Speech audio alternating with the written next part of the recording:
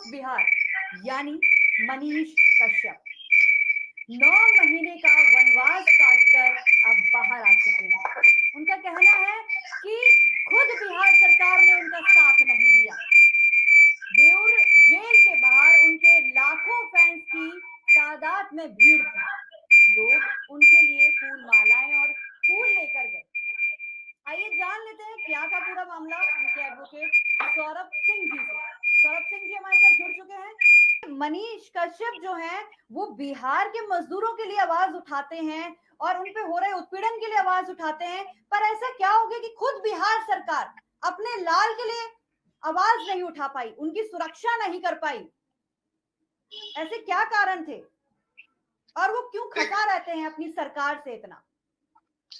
देखिए, उनका कहना ये था कि उनका भी यही मानना था कि अगर बिहार सरकार आवाज उठाती तो बिहार का लाल किसी और राज्य में जाके जेल में नहीं रहता। जी जी, उनका ये मानना था। अब क्यों आवाज नहीं उठाई इसका तो कारण मैं नहीं बता सकता हूँ जी। लेकिन ये है कि मेरा ये मानना है कि उनको बिहार से बाहर किसी और स्टेट में एफआईआर दर्ज नहीं कराने देना चाहिए था। अगर हुआ तो फिर उसमें आवाज उठाना चाहिए था। जी। और अब मैं ये भी जानना चाहूंगी कि अब आगे की रणनीति क्या है? आपसे उनकी बातें हुई होंगी, उन्होंने आपसे कुछ चर्चाएं की होंगी, तो आपसे उन्होंने कुछ तो कहा होगा कि अब वो आगे क्या करने वाले हैं जेल से बाहर आकर? देखिए, उनका आज भी जैसे बाहर आए तो पब्लिकली भी अनाउंस किया कि मैं पहले ही पत्रकारिता करता था, आज भी आवाज उठाऊंगा मजदूरों के लिए।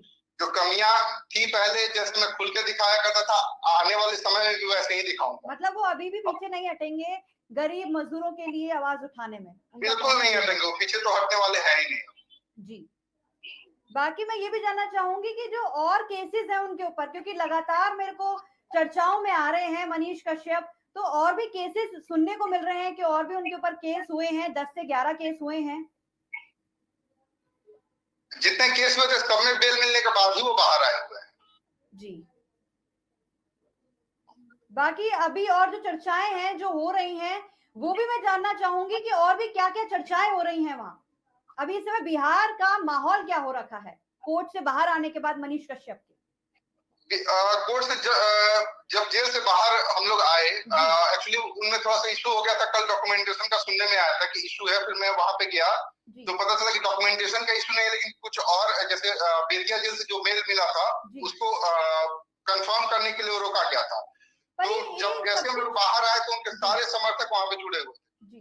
तो ये इतना सब कुछ प्रोसेस इतना धीमा क्यों चला उनका? क्योंकि कहा जा रहा था कि वो 20 तारीख को बेल हो जाएगी उनकी, फिर बेल 20 से लेकर अब 23 हो गई।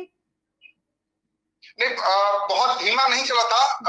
ये प्रोसीजर होता है कि हाईकोर्ट से बेल मिलने के बाद 1 दिन लगता है, 1 से 2 दिन ऑर्डर को टाइप करके जज का सिग्नेचर लेके फिर उसको अपलोड करके डिस्ट्रिक्ट कोर्ट में भेजने का काम होता है।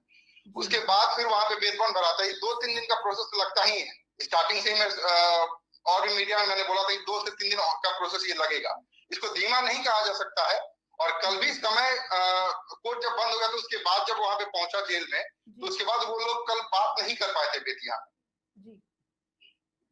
बिना कंफर्म किए तो जेल वाले छोड़ेंगे नहीं। जी। तो आप लगातार उनके साथ बने हुए थे और आप जो भी हमें आपने बताया और हमें बताने के लिए धन्यवाद, हमारे साथ जुड़ने के लिए धन्यवाद। बहुत बहुत धन्यवाद आपका भी। ये थे हमारे साथ सौरभ राय, जिन्होंने हमें बताया कि मनीष कश्यप के जेल से रिहा होने के बाद क्या क्या तरीके और क्या क्या चीजें वहां जेल के बाहर हुई हैं। अभी फिलहाल खबर ये भी आ रही है कि मनीष कश्यप सीधा दशरथ मांझी से मिलने के लिए गए हैं और उन्होंने वहां एक संकल्प भी लिया है। उन्होंने कहा है कि जब तक तोड़ेंगे नहीं तब तक छोड़ेंगे नहीं। ऐसी खबरों से हम आपको रूबरू कराते रहेंगे। जुड़े रहिए हमारे साथ और देखते रहिए न्यू इंडिया लाइव। नमस्कार।